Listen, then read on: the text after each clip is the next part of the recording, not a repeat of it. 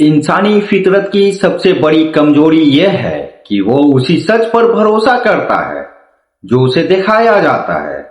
हम एक ऐसे तिलिस इल्यूजन में जी रहे हैं जिसे हम अपनी आजादी समझते हैं। आप सुबह उठते हैं, चाय का घूंट भरते हैं, अखबार पढ़ते हैं और रात को सुकून से सो जाते हैं, ये सोचकर कि दुनिया वैसी ही है जैसी आपकी खिड़की के बाहर दिखती है। लेकिन ये आपकी सबसे बड़ी गलतफहमी है। हकीकत वो नहीं जो आप देख रहे हैं, हकीकत वो है जो आपसे छुपाया जा रहा है। आपकी आंखों के सामने एक अदृश्य पारदर्शी कांच की दीवार, ग्लास वॉल खड़ी कर दी गई है।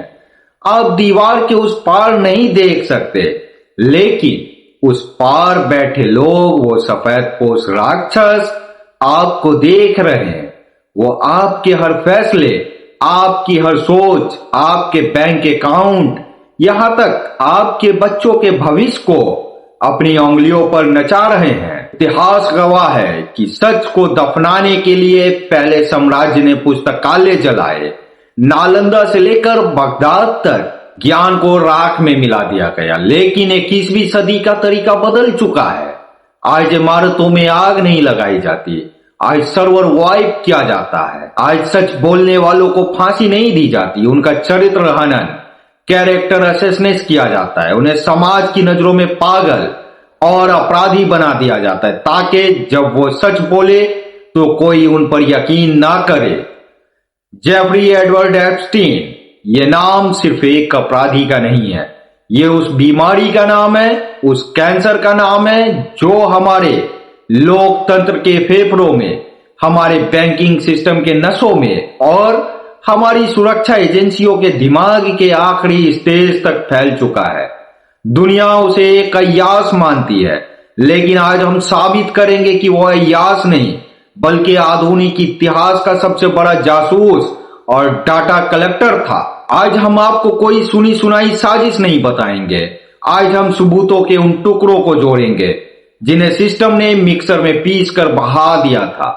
अमेरिका के व्हाइट हाउस के ओवल ऑफिस से लेकर पाकिस्तान के शाही महलों तक, इजराइल की खुफिया बंकर से लेकर भारत के बौद्धिक गलियारों तक और समुद्र के नीचे बने सुरंग से लेकर आपके जेब में रखे मोबाइल फोन के सॉफ्टवेयर तक, ये जाल आपकी सोच से कहीं ज्यादा गहरा है।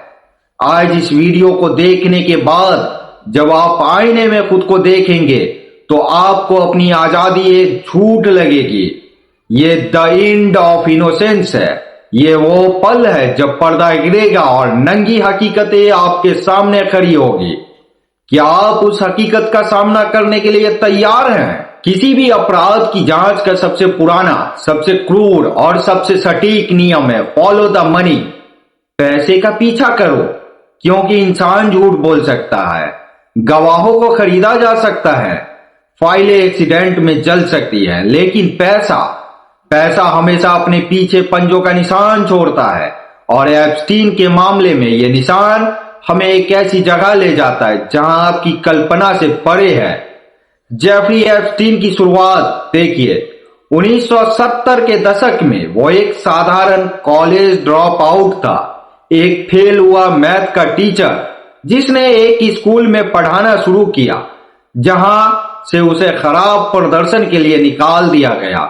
1980 में वो लगभग कंगाल था, उसकी कोई पहचान नहीं थी, लेकिन 1990 आते आते ये आदमी अचानक $500 मिलियन, करीब 4000 करोड़ रुपए का मालिक बन गया।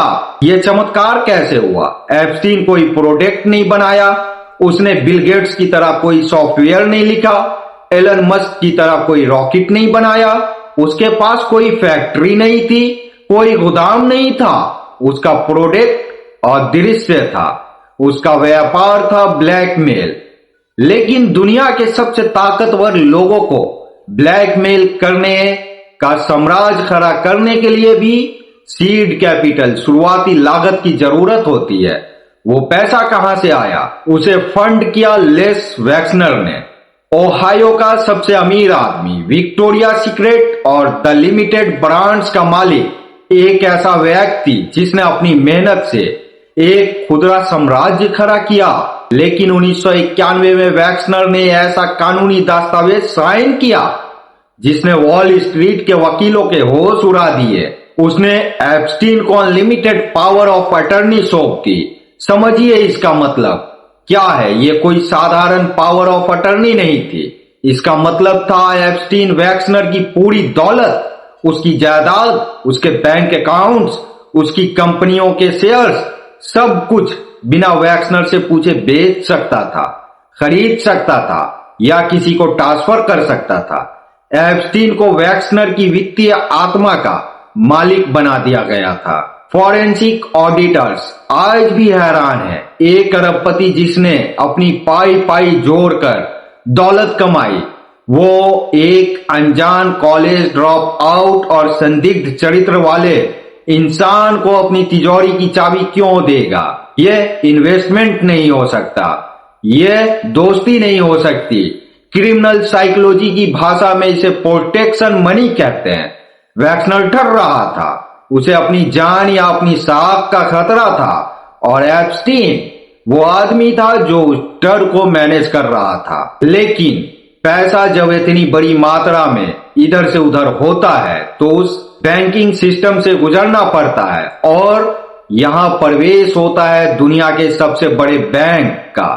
JP Morgan Chase Dutch bank, Epstein के बैंक रिकॉर्ड्स जो अब लीक हो चुके हैं, एक बेहद अजीब पैटर्न दिखता है। उसने अपने अकाउंट से बार बार कैश निकाला, लेकिन रकम हमेशा $10,000 से कम होती थी, कभी 9,900, कभी 9,800। बैंकिंग और मनी लॉन्ड्रिंग की सबसे आसान तरीका है बचने का। इसे तकनीकी रूप से स्ट्रक्चरिंग या स्मूथिंग कहते हैं। अमेरिका का कानून कहता है $10,000 से ऊपर के किसी भी ट्रांजैक्शन रिपोर्ट सरकार को देनी पड़ती है। एप्स्टीन यह जानता था। वो जानबूझकर सिस्टम के रडार के ठीक नीचे उड़ रहा था। वो नहीं चाहता था किसी भी सरकारी एजेंसी की नजर उस पर पड़े। बैंक के सॉफ्टवेयर ने रेड अलर्ट दिया था। उनके अपने कंप्लायंस ऑफिसर ने मैनेजमेंट को चेतावनी दी थी। ये पैसा ह्यूमन ट्रैफिकिंग और संदिग्ध गतिविधियों में लग रहा है। लेकिन बैंक के मालिकों ने, टॉप एग्जीक्यूटिव्स ने उस अलार्म को मैन्युअली बंद कर दिया। उन्होंने कहा इसे जाने दो, यह हमारा वीआईपी क्लाइंट है। 2023 में जब यह बात कोर्ट में खुली तो जेपी मॉर्गन ने चुपचाप $290 मिलियन का हर्जाना भरा। सवाल पूछिए अपने आप से, अगर बैंक ने कुछ गलत नहीं किया, अगर वो अनजान थे तो उन्होंने बिना केस लड़े 2400 करोड़ रुपए हर्जाना क्यों भरा? ये जुर्माना नहीं था, ये हस मनी चुप रहने के पैसे थे। आपकी और हमारी नजरों से सच को छुपाने की कीमत थी। एप्स्टीन सिर्फ पैसों के लिए काम करने वाला ब्लैकमेलर नहीं था, वो उससे कहीं बड़ा था। वो एक स्टेट एसेट, सरकारी संपत्ति था, और इसका सबसे बड़ा सबूत मिला 1980 की एक भूली बिसरी पुलिस रेड में। पुलिस को एप्स्टीन की तिजोरी से एक पासपोर्ट मिला था। पासपोर्ट ऑस्ट्रिया का था, उस पर फोटो एप्स्टीन की ही थी, लेकिन नाम एप्स्टीन नहीं था, होजेर। और उस पासपोर्ट पर जो वीजा स्टैंप लगा था, उसने इंटेलिजेंस एजेंसीज के कान खड़े कर दिए। वो स्टैंप था सऊदी अरब का। एक यहूदी अमेरिकन एक नकली नाम, नकली पासपोर्ट के साथ 1980 के दशक में सऊदी अरब के राजनयिक गलियारे डिप्लोमेटिक कॉरिडोर में क्या कर रहा था? उस दौर में यह असंभव था। यह कनेक्शन तेल और हथियार का है। खुफिया रिपोर्ट्स और खोजी पत्रकारों की मानो तो एप्स्टीन के तार दुनिया के सबसे बड़े और कुख्यात हथियार सौदागर अदनान खुशोगी के सर्कल से जुड़े थे। एप्स्टीन अमेरिका और खाड़ी देशों के बीच एक बैक चैनल बना हुआ था। वो काम करता था जो ऑफिशियल डिप्लोमेट्स नहीं कर सकते थे। वो हथियार की डील करवाता था, वो सीक्रेट मैसेज पहुंचाता था। इंटेलिजेंस ट्रेड क्राफ्ट, जासूसी का कला। क्लासिक उदाहरण है, इसे लेजेंड कहते हैं। एक जासूस की तैयारी की गई नकली पहचान जिसे भेदना नामुमकिन हो। और इस खेल में उसका बॉस कौन था? उसकी पार्टनर, जिसे दुनिया उसकी प्रेमिका समझती थी, घिसलीन मैक्सवेल। लेकिन हकीकत में वो उस हैंडलर थी और उसके पिता रॉबर्ट मैक्सवेल ब्रिटेन के मीडिया टाइकॉन थे। लेकिन उनकी वफादारी कहीं और थी। वो इजराइल की खुफिया एजेंसी मोसाद के सुपर स्पाई माने जाते थे। जब रॉबर्ट मैक्सवेल की रहस्यमय मौत हुई, वो अपनी यॉर्क से समुद्र में गिर गया, तो उन्हें लंदन नहीं में दफनाया गया। उनका शरीर इजराइल ले जाया गया, यरूशलेम में माउंट ऑफ ओलिव पर, जहां उनका अंतिम संस्कार एक नेशनल हीरो की तरह हुआ। वहां इजराइल के 6 पूर्व और वर्तमान खुफिया प्रमुख ने उन्हें सलामी दी। क्या ये महज एक संयोग है? एप्स्टीन उसी फैमिली को, बिजनेस को आगे बढ़ा रहा था। अगर आपको अब भी शक है तो एक तस्वीर को याद कीजिए जो इंटरनेट से बार बार हटाई जाती है। न्यूयॉर्क के करागे की शर्त दी, एप्स्टीन का घर और एक आदमी जो आधा चेहरा मुफलर से स्कार्फ से छिपाकर अंदर घुस रहा था। वो कोई मामूली चोर नहीं था, वो थे अहद ब्राक, इजराइल के पूर्व प्रधानमंत्री, मिलिट्री चीफ, एक न्यूक्लियर पावर देश का पूर्व लीडर, एक रजिस्टर्ड सेक्स ऑफेंडर के घर में मुंह छिपाकर क्या बिजनेस डिस्कस कर रहा था। ब्राक ने बाद में सफाई दी कि वो व्यापारिक मुलाकात थी, लेकिन फॉरेंसिक एक्सपर्ट्स का मानना है कि ये बिजनेस पैसों का नहीं, ये बिजनेस स्टेट सीक्रेट का था। एप्स्टीन मोसाद के लिए दुनिया का सबसे बड़ा हनी ट्रैप चला रहा था। वो जानकारी इकट्ठा कर रहा था ताकि जरूरत पड़ने पर दुनिया की किसी भी सरकार को घुटने पर लाया जा सके। और सबसे डरावनी बात यह, जासूसी अब पुरानी फाइलों तक सीमित नहीं है, ये आपके फोन तक पहुंच चुकी है। एप्स्टीन ने अहद ब्राक की जिस कंपनी में लाखों डॉलर लगाए थे, उसका नाम है कार्बाइन 911। ये कंपनी क्या करती है? ये कंपनी अमेरिका और दुनिया भर की इमरजेंसी सर्विसेज 911 को कॉल हैंडलिंग सॉफ्टवेयर देती है। ये दावा करती है ये आपकी जान बचाने के लिए है, लेकिन इसकी तकनीक आपके फोन के कैमरे, माइक्रोफोन और रियल टाइम लोकेशन को एक्सेस कर सकती है, वो भी आपके जानकारी के बिना। इसका मतलब समझिए, एक ब्लैकमेलर मोसाद का एजेंट का पैसा उस सिस्टम में लगा था जो आज अमेरिका और कई अन्य देश के हर नागरिक को ट्रैक कर रहा है। ये ब्लैकमेल अब बेडरूम से निकलकर आपके स्मार्टफोन तक आ गया था। ये साइबर स्पॉन्जी का सबसे बड़ा सबूत है जिसे मेन स्ट्रीम मीडिया ने जानबूझकर दबा दिया। एप्स्टीन मर गया, लेकिन उसका डिजिटल ढांचा आज भी जिंदा है और शायद आपको सुन रहा है। ये जाल सिर्फ पश्चिम का नहीं था, इसकी जड़ें एशिया और मिडिल ईस्ट में भी उतनी ही गहरी थी।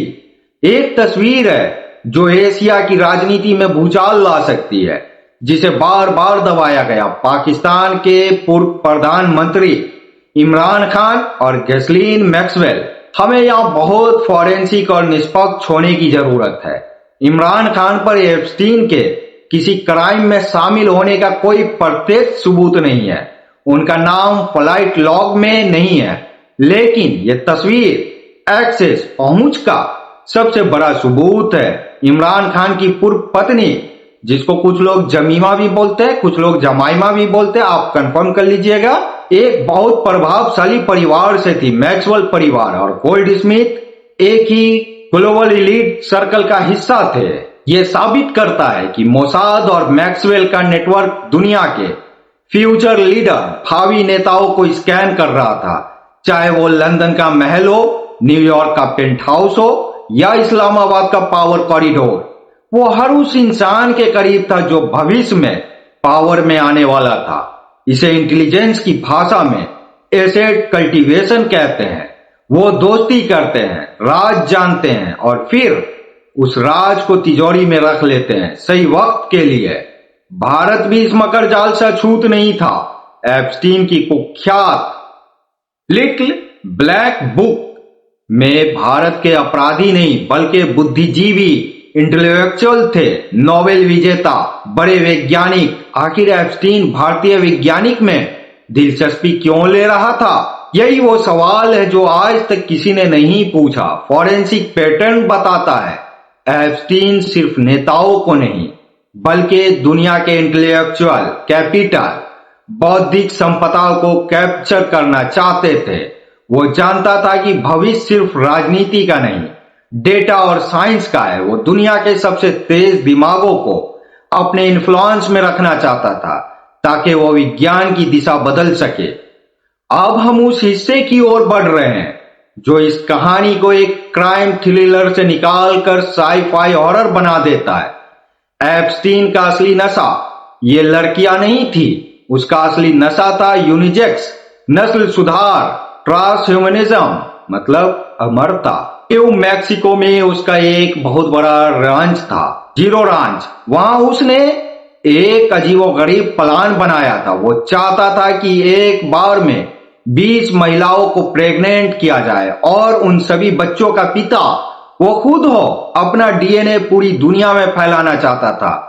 वो खुद को एक बायोलॉजिकल भगवान समझता था जो मानव जाति को शुद्ध करेगा। उसका पागलपन सिर्फ यही नहीं रुका, वो मौत को भी धोखा देना चाहता था। उसका सपना था क्रायोनिक। वो चाहता था कि मरने के बाद उसके सिर, उसका प्रजनन अंग, रिप्रोडक्टिव ऑर्गन लिक्विड नाइट्रोजन में फ्रीज कर दिया जाए। उसका मानना था भविष्य की टेक्नोलॉजी से वो वापस आ सकता है। सवाल यह है, क्या उसका डीएनए कहीं फ्रीज रखा है? क्या डीएनए में किसी सीक्रेट लैब में एप्स्टीन का भविष्य पल रहा है? ये विचार ही रोंगटे खड़े करने के लिए काफी हैं। अब चलते हैं उस आइलैंड पर, लिटिल सेंट जेम्स, जिसे स्थानीय लोग पेडोफाइल द्वीप कहते हैं। हमने उस घर का आर्किटेक्चरल ब्लूप्रिंट को स्टडी किया है और एक बहुत डरावनी, रोंगटे खड़े कर देने वाली डिटेल सामने आई है। मसाज रूम की दीवारें साधारण ईंट की नहीं थी, जिनमें ऑक्स्टिक पैडिंग, साउंड प्रूफिंग लगी थी। साउंड प्रूफिंग म्यूजिक स्टूडियो में होती है, बेडरूम में नहीं। उसने दीवारें इतनी मोटी क्यों करवाई? ताकि अंदर की चीख बाहर ना जा सके। ये अय्याशी का घर नहीं था, ये एक साउंड प्रूफ टॉर्चर चेंबर था। और दीवारों पर लगे शीशे, विक्टिम्स ने बताया कि कमरों में बहुत बड़े बड़े शीशे थे।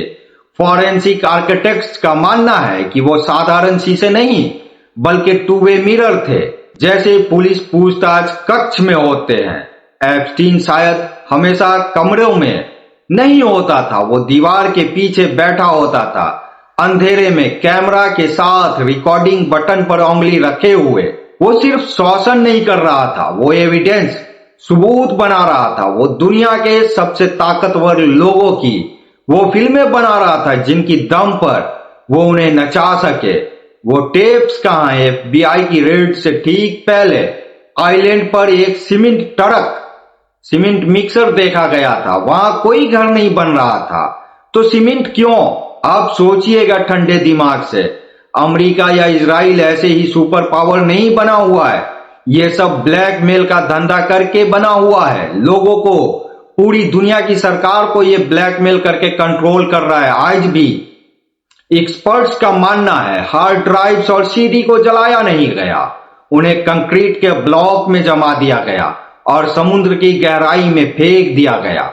आग से डेटा बच सकता है, लेकिन समुद्र की गहराई में जमे कंक्रीट से नहीं। यह सबूत मिटाने का मिलिट्री ग्रेड तरीका है। हमने सिर्फ नर्क का एक दरवाजा देखा है, जबकि समुद्र के नीचे शायद पूरा कब्रिस्तान छिपा है। 10 अगस्त 2019, मेट्रोपॉलिटन करेक्शनल सेंट्रल, न्यूयॉर्क, दुनिया की सबसे सुरक्षित जेलों में से एक। सुबह खबर आती है एप्स्टीन ने सुसाइड कर लिया। लेकिन फॉरेंसिक साइंस कहानियों पर नहीं, लाशों पर भरोसा करती है, और लाश चीख चीख कर कुछ और ही कह रही थी। डॉक्टर माइकल बार्डेन, अमेरिका के सबसे प्रसिद्ध पैथोलॉजिस्ट, ने एप्स्टीन की पोस्टमार्टम का रिव्यू किया। एप्स्टीन के गले की हड्डी 3 जगह से टूटी थी। मेडिकल साइंस का डेटा कहता है फांसी लगाने पर यह हड्डी खासकर एप्स्टीन के उम्र में शायद ही कभी टूटती है। ये हड्डी तब टूटती है जब किसी का गला पीछे से दबाया जाता है। स्ट्रेंगुलेशन उसकी आंखों में नसों का फटना था। ये क्लासिक निशानी है गला घोंटने की, लटकने की नहीं। बॉडी बता रही थी कि यह हत्या है, लेकिन रिपोर्ट पर मोहर लगी सुसाइड की। उस रात जेल के कैमरे अचानक खराब क्यों हो गए? जो 2 गार्ड्स उसकी निगरानी कर रहे थे वो एक साथ कैसे सो गए? और उसके सेलमेट जिसने कहा था एप्स्टीन की जान को खतरा है, उसे उस रात वहां क्यों हटा दिया गया? कुत्ते का खामोश रहना बताता है कि कातिल कोई बाहरी नहीं था, कातिल कोई अपना था, वर्दी वाला, कोई ऐसा जिसे सिस्टम पहचानता था। एप्स्टीन का मरना सिस्टम का फेल्योर नहीं था, एप्स्टीन का मरना सिस्टम का सक्सेस था।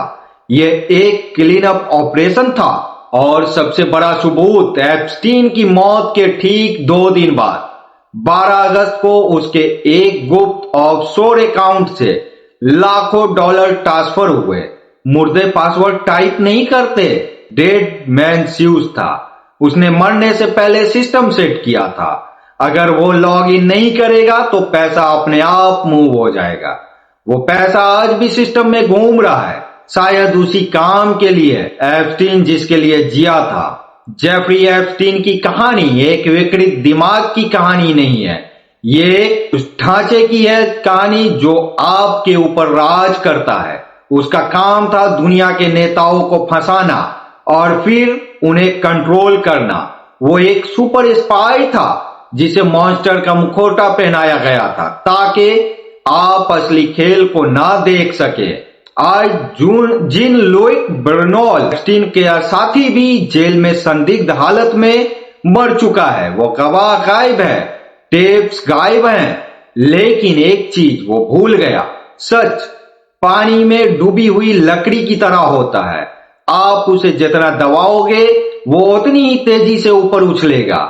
वो सीमेंट में दबी हुई हार्ड ड्राइव्स, वो गायब हुए टेप्स आज भी कहीं ना कहीं मौजूद हैं, शायद किसी क्लाउड सर्वर पर जिसे एक पासवर्ड का इंतजार है। ये वीडियो सिर्फ एक डॉक्यूमेंट्री नहीं है, ये एक रेफरेंस पॉइंट है। जब भी कोई आपको कहे कि दुनिया सीधी सादी है, उन्हें ये वीडियो दिखाइएगा, क्योंकि सच आप कंक्रीट के नीचे नहीं, आपके स्क्रीन पर है। मैं हूं इकबाल और मेरा मकसद आपको डराना नहीं, जगाना है, क्योंकि जिस दिन वो ब्लैक बुक पूरी खुलेगी उस दिन दुनिया की आधी सरकारें गिर जाएंगी।